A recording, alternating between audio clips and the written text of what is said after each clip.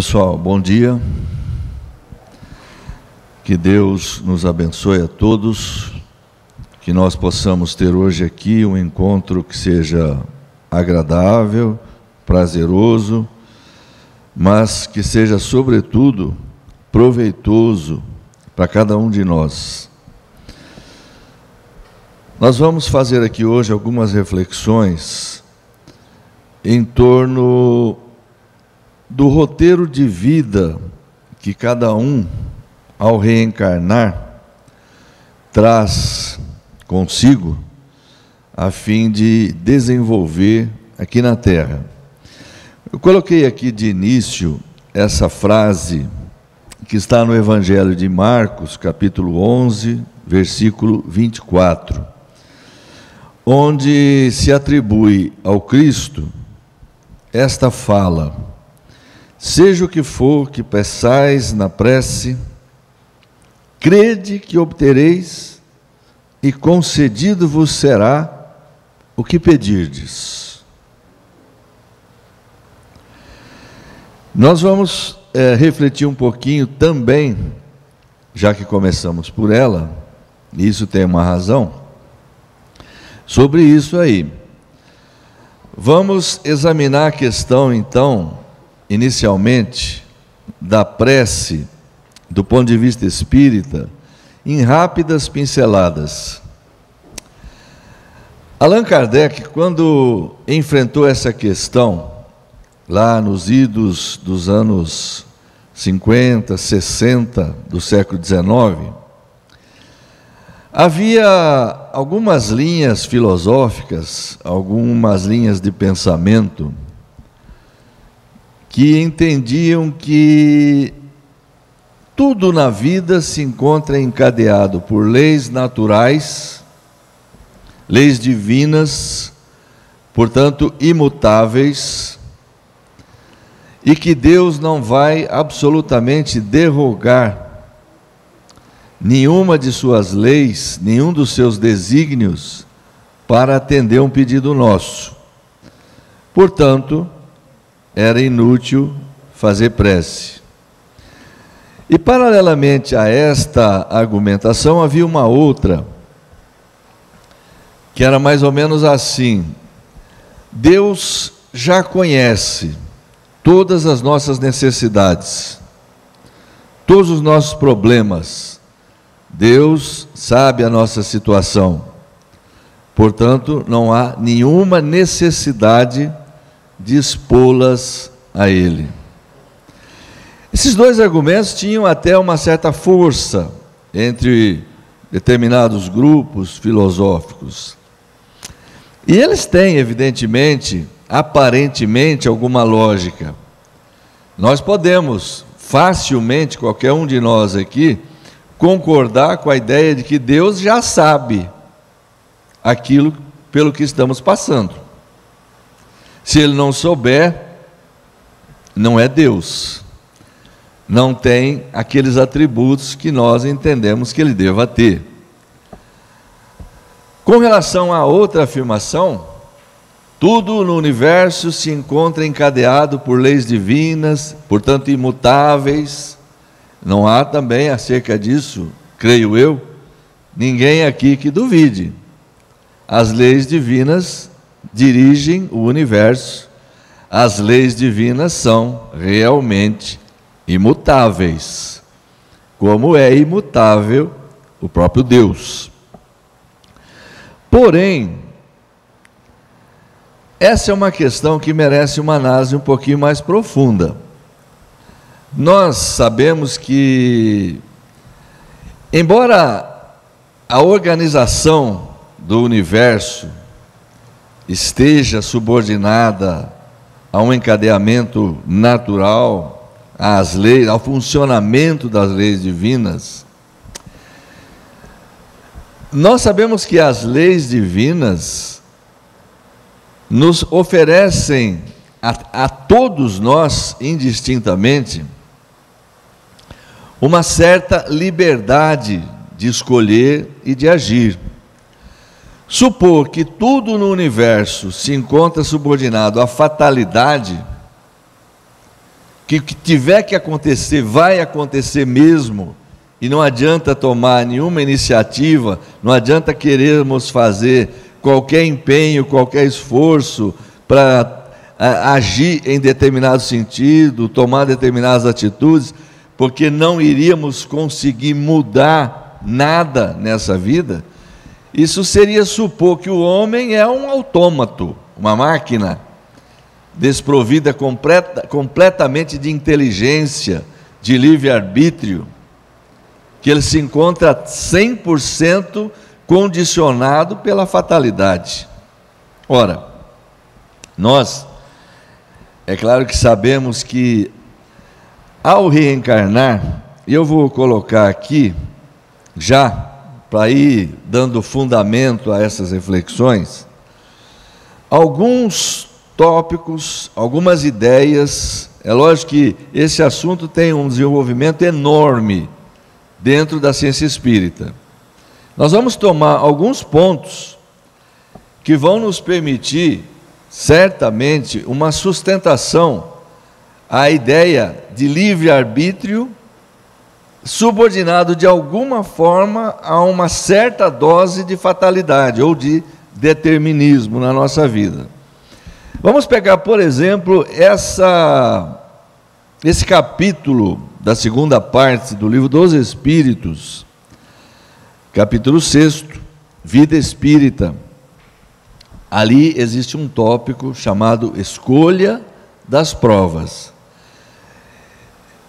Como o próprio nome sugere, vida espírita é uma abordagem que é feita em relação à vida espiritual, estando o espírito desencarnado. Dentro dessa abordagem há esse tópico de fundamental importância que se chama escolha das provas, ou seja, o espírito, cada um de nós, antes de uma nova encarnação ou de uma reencarnação, conhecedor da sua realidade, ciente, ou melhor ainda, consciente das suas reais necessidades de crescimento, de evolução, sabedor daquilo que ainda lhe falta realizar, ele faz um projeto de vida. Mas vamos então examinar algumas questões que vão nos permitir refletir sobre isso. 258. Quando na erraticidade é esse estado em que nós nos encontramos desencarnados, entre uma encarnação e outra, no mundo espiritual. Antes de começar nova existência corporal, tem o espírito consciência e previsão do que lhe sucederá no curso da vida terrena? Ele sabe? Então nós temos essa informação. Ele próprio escolhe o gênero de provas por que há de passar, e nisso consiste o seu livre arbítrio. Temos, portanto, já uma primeira informação. Antes de reencarnar, liberto da matéria, com condições, efetivamente, com lucidez suficiente, nós dispomos então dessa liberdade de escolher, de fazer uma programação que entendemos naquele momento ser a melhor, para que nós possamos encontrar aqui na Terra as condições ideais para expiar faltas anteriores, para nos recuperarmos, para nos recompormos diante das leis divinas, e ao mesmo tempo situações que promovam o nosso desenvolvimento, o nosso crescimento, porque este é o objetivo do espírito, e principalmente do espírito desencarnado, liberto da ilusão da matéria. Ele vê as coisas com mais propriedade, ele vê as coisas de outro modo.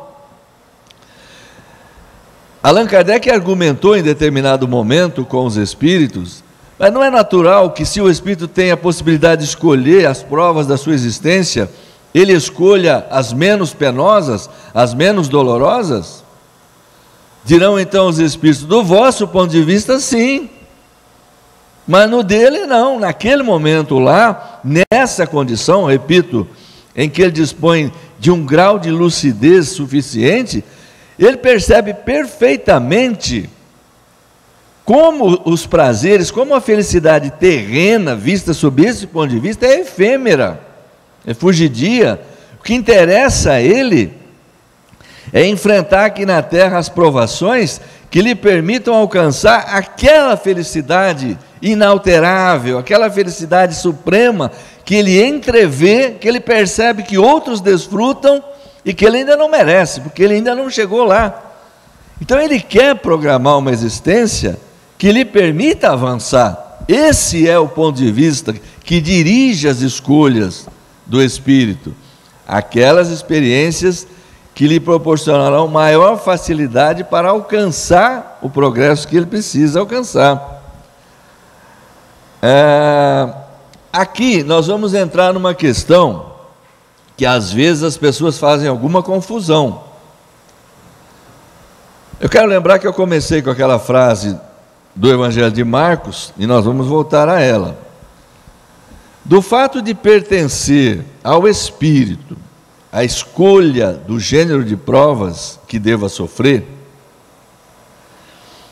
seguir-se-á que todas as tribulações que experimentamos na vida, nós as previmos e escolhemos, todos os acontecimentos, todas as tribulações, todas não, porque não escolhestes e previstes tudo o que vos sucede no mundo, até as mínimas coisas. Escolhestes apenas o gênero das provações. E aí nós vamos entrar numa questão das mais interessantes. Essa aqui, eu já passei rapidamente por ela, só rapidinho. Que é o que dirige o espírito na escolha das provas que queira sofrer. Acabei de comentar isso. Segundo, não parece natural que escolham as menos dolorosas? Também já acabamos de comentar isso. Antes de passarmos para o tópico seguinte, vamos retornar a essa questão aqui. Tudo não. Evidentemente que nós escolhemos o gênero de provações, o gênero de vida. Os detalhes dessa vida vão surgir por conta da força das coisas, por conta dos acontecimentos. Ao fazer determinado tipo de programação, determinado tipo de escolha, o espírito sabe que ele vai se expor aqui na Terra a determinados tipos de acontecimentos. Agora, ele não sabe os detalhes desses acontecimentos e nem sabe como ele vai agir frente a determinados acontecimentos quando eles se apresentarem. E a maior parte daquilo que vai suceder, dos detalhes dos acontecimentos da vida, vão ocorrer em função disso. Porque quando, de acordo com a programação feita, aquelas previsões, aqueles acontecimentos, fatalmente, aí entra a palavra fatalidade, que é aquela coisa que de fato vai acontecer mesmo, é inevitável, nós não vamos conseguir afastar, porque fizemos esta programação, essas circunstâncias vão se apresentar, nós vamos encontrá-las aqui. Agora, daí por diante, cada decisão nossa, cada escolha nossa, cada atitude que vamos ter diante de tal ou qual acontecimento que a vida irá nos apresentar, para isso não existe fatalidade. É aquilo que os espíritos e Allan Kardec chamam de atos da vida moral.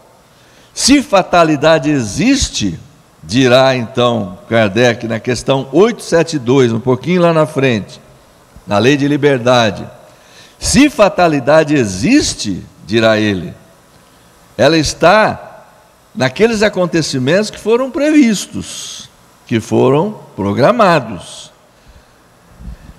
poderá não estar no resultado desses acontecimentos, porque os detalhes surgirão por conta das nossas atitudes, das escolhas que fizermos, do modo como reagirmos, do modo como decidirmos isto ou aquilo, e nunca estará a fatalidade nos atos da vida moral. Quer dizer, o modo como nós vamos agir frente àquelas circunstâncias que a vida, obedecendo a uma programação feita, inclusive por nós, vai nos apresentar. Como é que nós vamos agir quando isso acontecer? Aí não tem fatalidade. Aí nós conservamos nesse campo sempre o livre arbítrio. Nós é que iremos tomar determinadas decisões, agir de uma maneira, agir de outra. Se diante de uma circunstância que vai se apresentar, porque foi programada, eu agir da maneira A, isso irá desencadear outros acontecimentos, outras consequências, outros fatos, que serão resultantes desta decisão da maneira A que eu decidi. Agora, se eu decidir da maneira B, irão ter origem outros acontecimentos, outra linha de sucessos, que serão a decorrência dessa maneira B de agir. Então, nós conservamos o livre arbítrio, nós escolhemos como agir diante de cada acontecimento.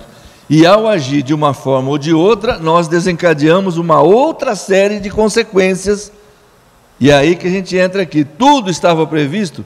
Segue-se que todos os detalhes? Não, porque a maior parte deles vão surgir em função das nossas decisões que nós iremos tomando aqui. Estão previstos os grandes acontecimentos, aqueles que de fato nós pedimos para que fossem apresentados. Daí por diante, como os Espíritos dizem, ao fazer essa escolha no mundo espiritual, antes da encarnação, o Espírito como que traça para si mesmo uma espécie de destino. E isso vai acontecer. Essas circunstâncias vão se apresentar. Mas daí por diante, todos os desdobramentos serão consequência das nossas atitudes, dos nossos atos.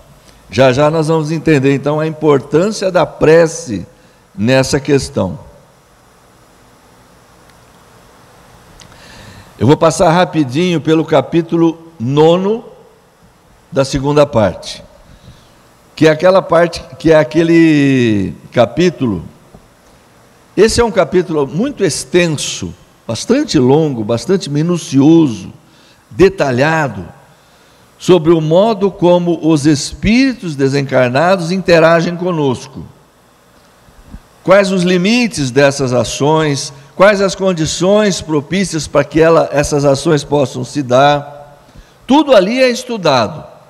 A doutrina do anjo guardião, uma série de circunstâncias. Como os espíritos podem interferir nos acontecimentos da vida, e assim por diante.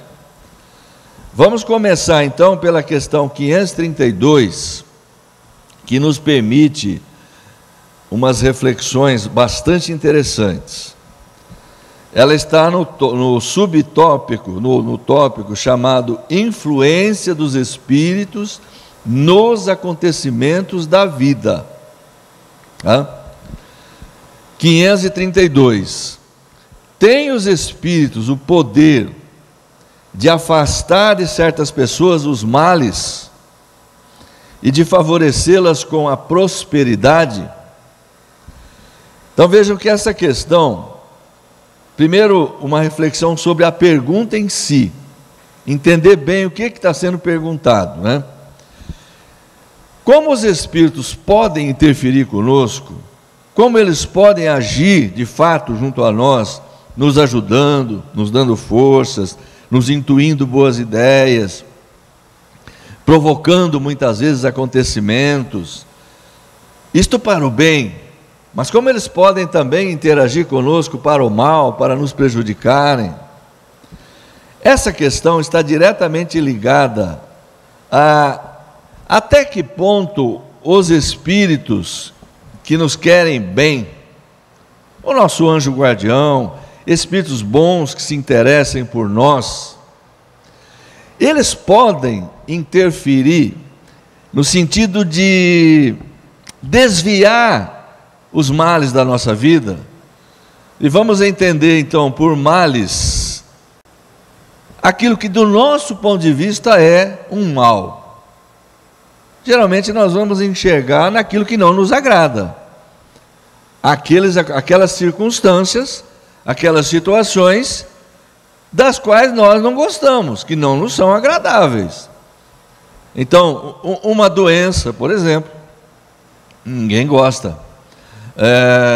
Situações, vamos supor, insucessos financeiros, relacionamentos difíceis, uma série de circunstâncias que todos nós aqui conhecemos de sobra,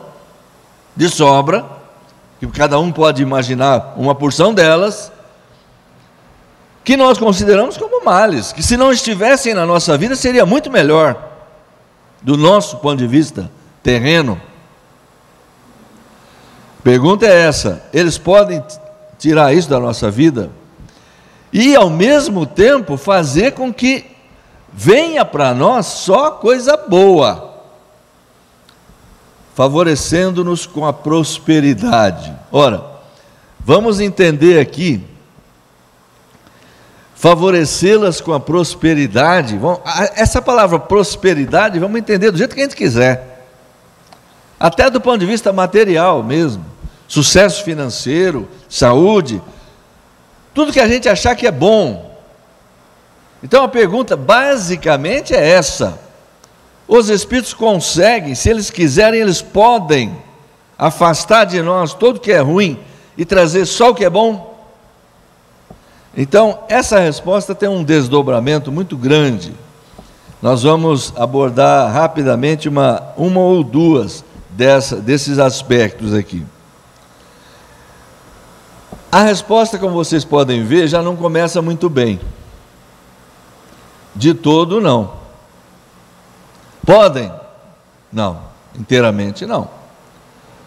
Por quê? Há males que estão nos decretos da providência.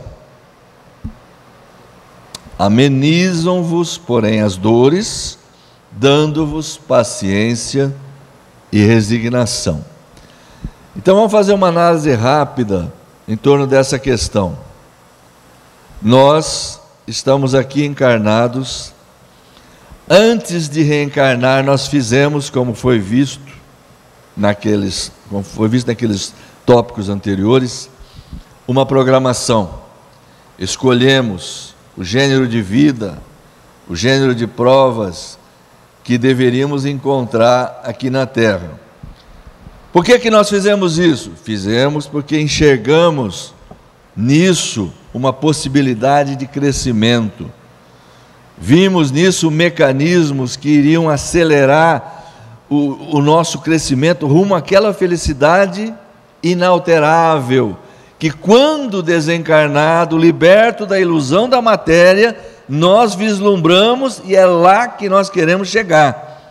Não estávamos naquele momento interessados na felicidade efêmera, fugidia daqui da Terra. Depois de encarnados, essa visão geralmente muda.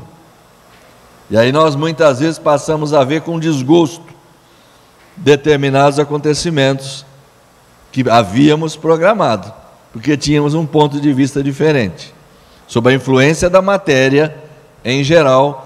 Como somos espíritos imperfeitos, terceira ordem da escala que o Kardec elaborou, nós nos deixamos influenciar fortemente pela matéria. Uma das características básicas do espírito de terceira ordem, que nós evidentemente somos, é predominância da matéria sobre o espírito, predominância da influência material sobre o espírito. Então, quando nós nos vemos aqui às voltas com essas circunstâncias, nós geralmente não gostamos. Nós vamos voltar aqui à resposta. Não podem fazer inteiramente porque há males que estão nos decretos da providência. Esses males que estão nos decretos da providência, nos desígnios de Deus, se nós não fôssemos espíritas, se nós não tivéssemos ainda agora visto toda essa trajetória antes de chegar aqui na encarnação, se a gente não estivesse sabendo desse processo de planejamento reencarnatório, se nós não conhecêssemos a realidade da pré-existência da alma,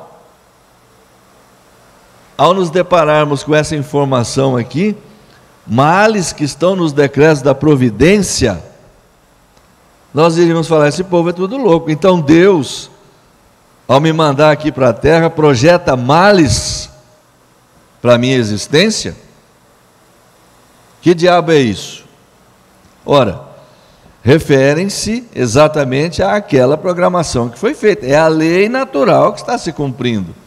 As coisas vão acontecer em função das necessidades evolutivas de cada um. Esse quadro provacional que vai ser encontrado aqui na Terra está diretamente ligado àquele planejamento que foi feito, do qual frequentemente nós participamos diretamente. Então é disso que ele está falando. Essas situações vão se apresentar, e se elas foram previstas, se elas foram pedidas, é porque elas eram entendidas como sendo boas. Então nós pensaríamos, mas os espíritos não podem afastá-las agora, porque nós agora estamos descontentes, nós não estamos felizes com essa situação.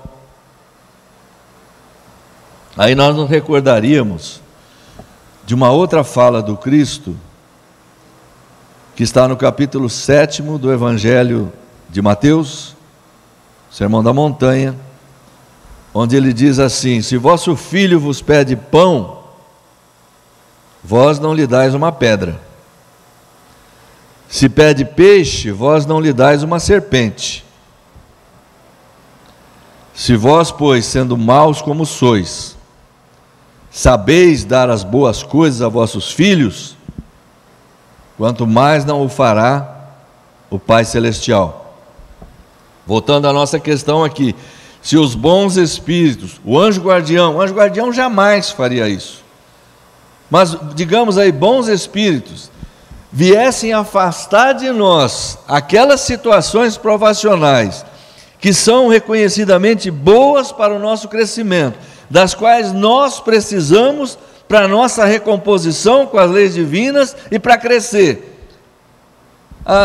Está sofrendo muito, coitadinho, ele está infeliz com isso, ele está triste, eu gosto muito dele, então vamos tirar essa provação dele. Eles estariam nos dando a pedra em lugar do pão, a serpente em lugar do peixe.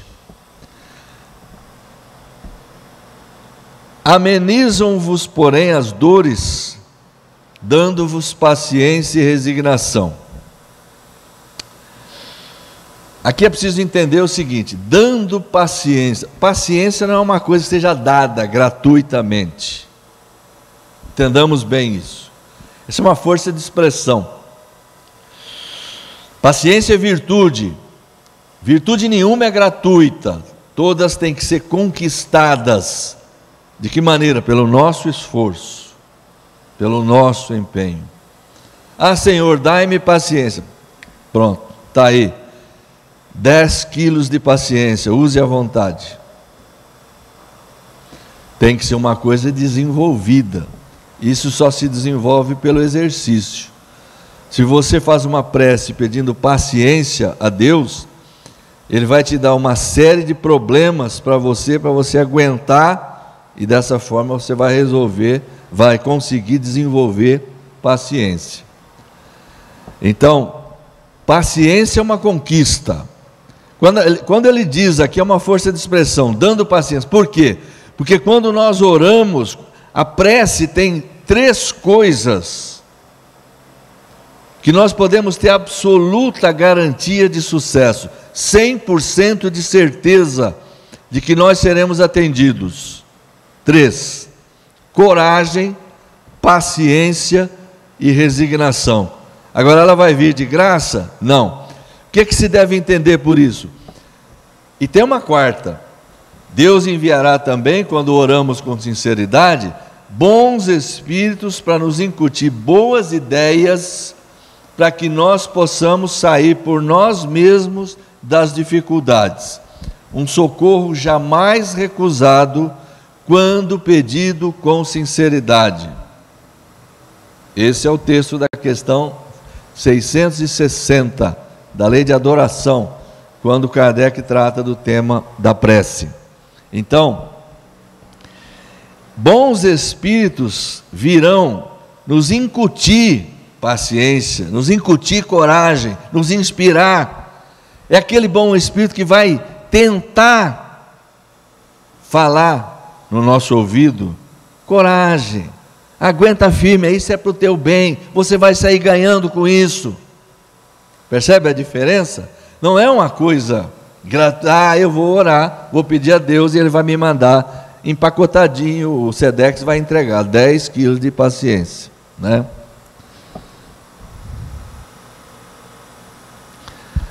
Aí nós entramos na segunda parte dessa resposta: se os Espíritos podiam ou não tirar os males da nossa vida e trazer só coisa boa.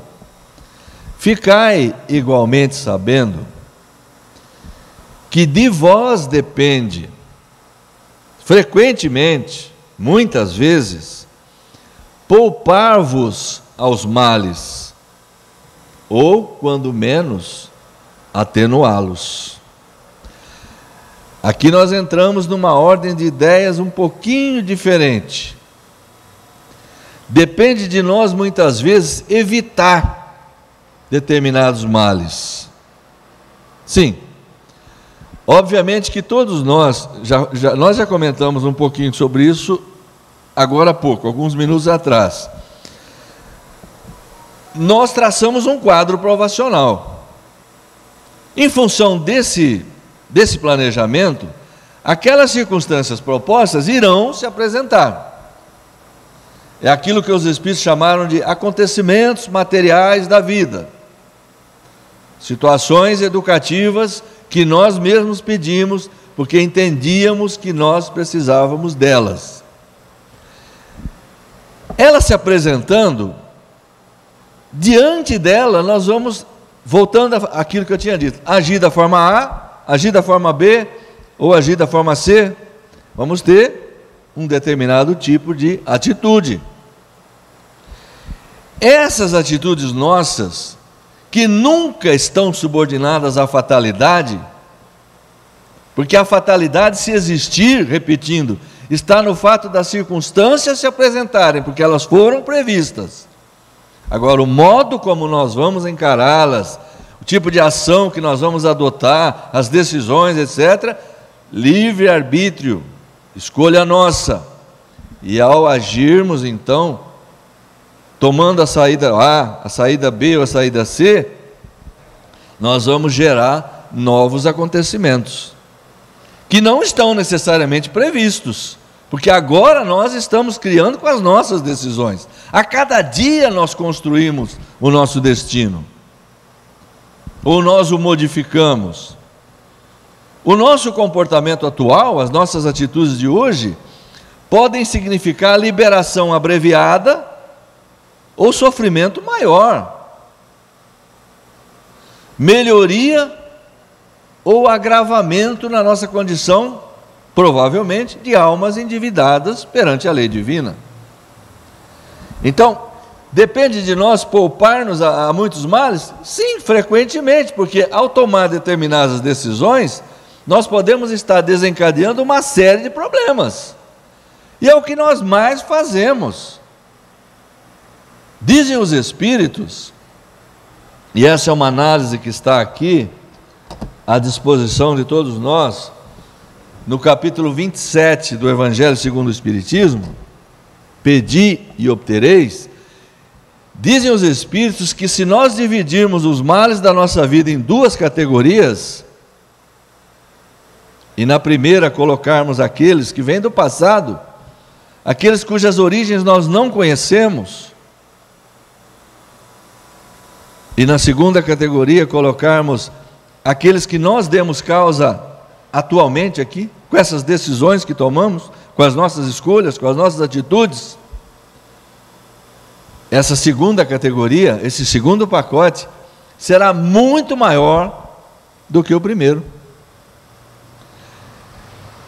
Dirão então os Espíritos: se nós fôssemos mais aderentes à lei divina, e aí, se nós quisermos simplificar, nós podemos entender assim: o Evangelho de Jesus, sendo ele um Espírito puro, perfeito, da mais alta categoria, é a mais pura expressão da lei divina.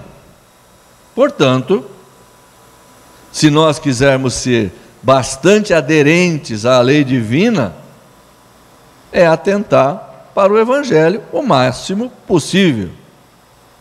Então dizem os Espíritos: se nós formos mais aderentes à lei divina, nós iremos poupar-nos inúmeros males, porque todas as nossas ações serão dirigidas com bom senso, ou a maior parte delas, e nós evitaremos que através das nossas ações venhamos a desencadear novos problemas, que é o que nós fazemos diariamente, não é? Então nós podemos evitar males ou atenuá-los? Sim, podemos, está efetivamente ao nosso alcance. É claro que há provas, há situações que se apresentam que não tem como mudar, elas vão ter que ser suportadas mesmo até o fim.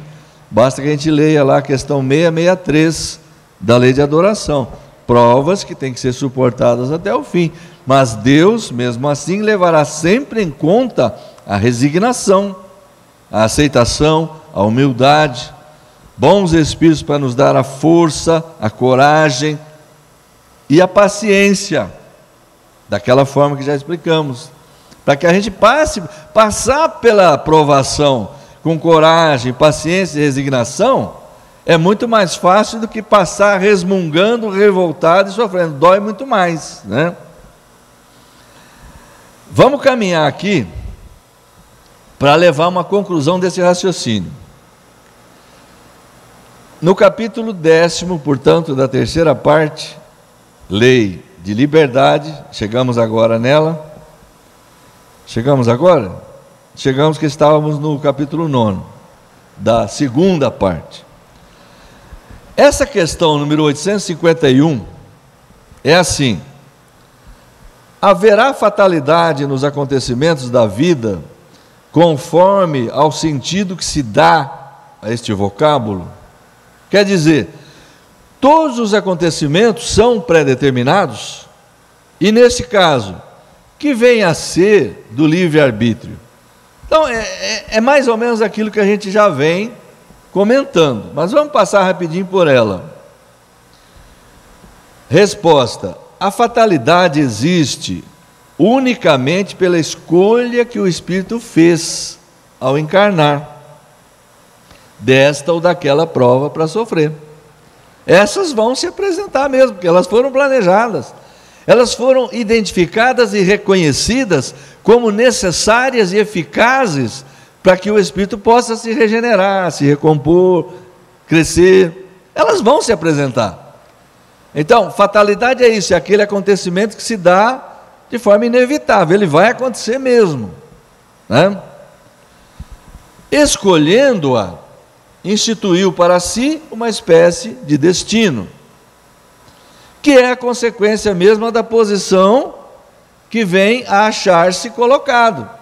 É claro, a vida vai nos colocar aqui, de acordo com a programação feita, numa condição que a gente possa encontrar aquela situação que foi programada, senão não adianta nada. Falo das provas físicas, que fique bem claro isso, né? Falo das provas físicas, pois, pelo que toca às provas morais e às tentações, o espírito, conservando o livre-arbítrio quanto ao bem e ao mal, é sempre senhor de ceder ou de resistir. Não é tudo que a gente vem falando aqui? E dentro dessa aqui, mais esta, uma ramificação aí da 859. Haverá fatos que forçosamente devam dar-se e que os espíritos não possam conjurar, embora o queiram. A palavra conjurar aqui aparece no sentido de evitar, de afastar. Lembra lá da 532? Os espíritos têm o poder de afastar os males, tal. Aqui volta essa questão de uma maneira um pouquinho diferente. Existem coisas que os espíritos não vão conseguir, mesmo querendo afastar da nossa vida?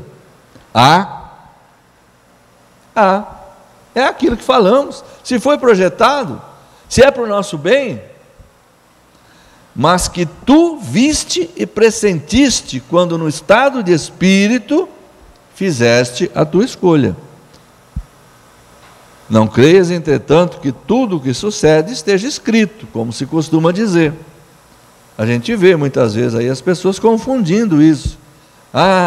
Isso aconteceu porque tinha que ser assim, tentando passar pano, como dizem aí atualmente, né? Dourar a pílula, eximir-se de responsabilidade. Não, a maior parte das coisas aconteceu porque nós demos causa a que acontecessem. É aquela coisa, falar assim, pegou Covid porque tinha que pegar. Tinha coisa nenhuma. Depende. Se a pessoa não toma nenhum cuidado, não faz aquilo que precisa fazer, não se previne, faz tudo do jeito que acha que não tem problema, né? Se tiver que pegar eu vou pegar, se não tiver eu não vou, aí vai pegar mesmo. E vai falar, é fatalidade, tinha nada. É a mesma coisa do carro que vem na rua, você não olha, entra e é atropelado. Tinha que acontecer. Tinha coisa nenhuma, olhasse que você não seria atropelado. É assim que a gente tem que olhar essas coisas. Um acontecimento qualquer pode ser a consequência de um ato que praticaste por tua livre vontade. Você escolheu agir dessa forma e deu ocorrência, a consequência é inevitável. Se você tivesse agido de outra forma, não aconteceria. De tal sorte que, se não houvesse praticado, o acontecimento não se teria dado. E essa aqui, vejam bem, como a gente deve se concentrar na prática do bem. Até por causa disso. Pode o homem, pela sua vontade e por seus atos, fazer que não se deem acontecimentos que deveriam verificar-se, e reciprocamente?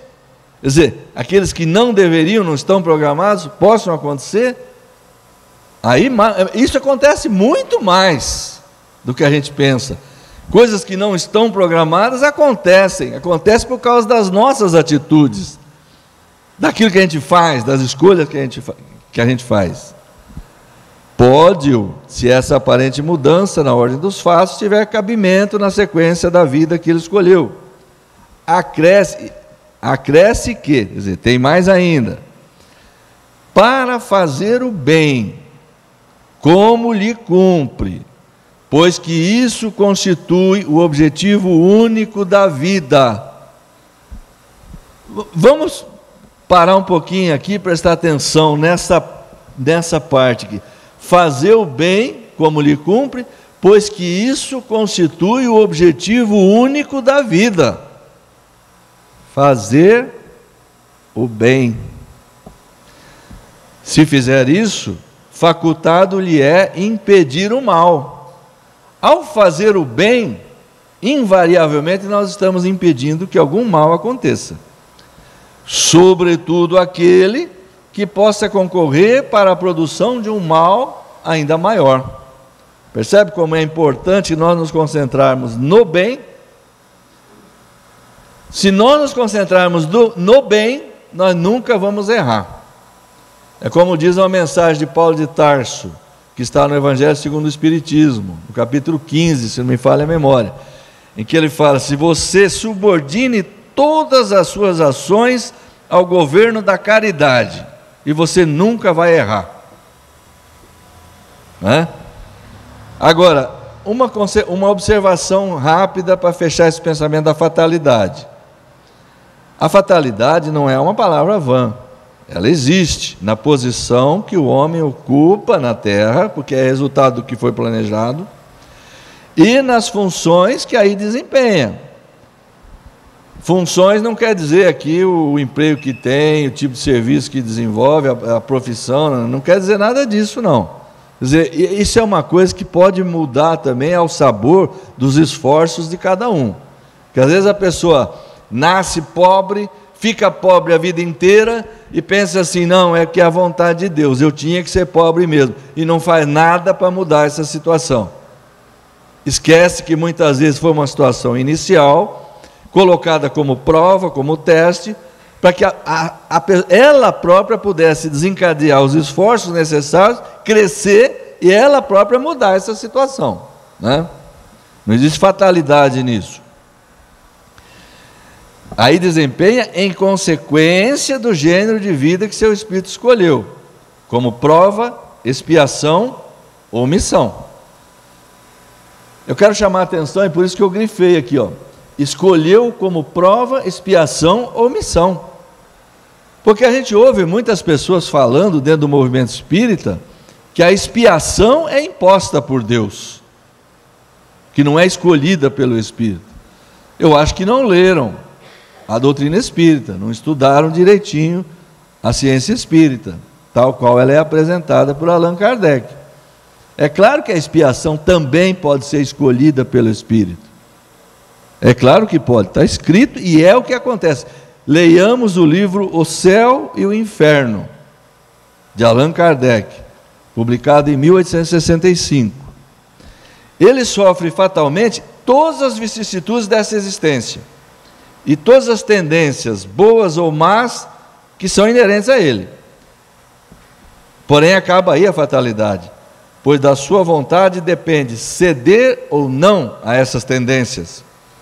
Os pormenores dos acontecimentos, esses ficam subordinados às circunstâncias que ele próprio cria pelos seus atos, sendo que nessas circunstâncias podem os espíritos influir pelos pensamentos que venham a sugerir. E aí entra então a importância da prece. Que os espíritos possam, vamos usar a palavra aqui, ó, que os espíritos influir pelos pensamentos que surgiram, né? Ora, a gente estudou já várias vezes. A prece, desde que bem feita, com sinceridade, com fervor, com fé, com sentimento, existem 3 coisas que nós temos 100% de garantia que vamos obter. Essas 3, repetindo: coragem, paciência e resignação. E a 4, bons espíritos que Deus enviará para nos incutir bons pensamentos, para nos dar coragem, etc, etc, etc. Muito bem. Diante de todas as circunstâncias da vida, portanto, lembremos-nos disso. A nossa vida não é um barco à deriva. A nossa vida obedece a um roteiro. Nas coisas de Deus não há improviso. Nós não estamos entregues ao acaso. Nós somos construtores do nosso destino, herdeiros de nós mesmos, espiritualmente falando, porque trazemos para essa existência todas as realizações que tínhamos até o início desta encarnação. E vamos sair dela com aquela situação acrescida com o rendimento que conseguimos dar nesta. E assim, de degrau em degrau, nós vamos caminhando em direção à felicidade plena. Jesus disse: pedi e obtereis. Mas também disse, na mesma frase: buscai e achareis. Então, quando aquela frase do início do Evangelho de Marcos, atribuída a Jesus, tudo o que pedirdes na prece, crede que obtereis e vos será concedido, é uma ingenuidade muito grande acreditar piamente nisso. O que nos será concedido, se nós pedirmos com sinceridade, com fervor, com fé, com sentimento, será força, coragem, resignação, bons espíritos para nos ajudarem. Agora, não creiamos que os males serão afastados da nossa vida por um simples pedido nosso. Basta o pedir para obter, o que aquela frase apressadamente interpretada pode dar a entender. Pensemos assim, a frase do Cristo é esta: pedi e obtereis. Sim, buscai e achareis, batei e se vos abrirá. Esta é a essência do ensinamento do Cristo. Muito obrigado, que Deus nos abençoe, bom domingo a todos.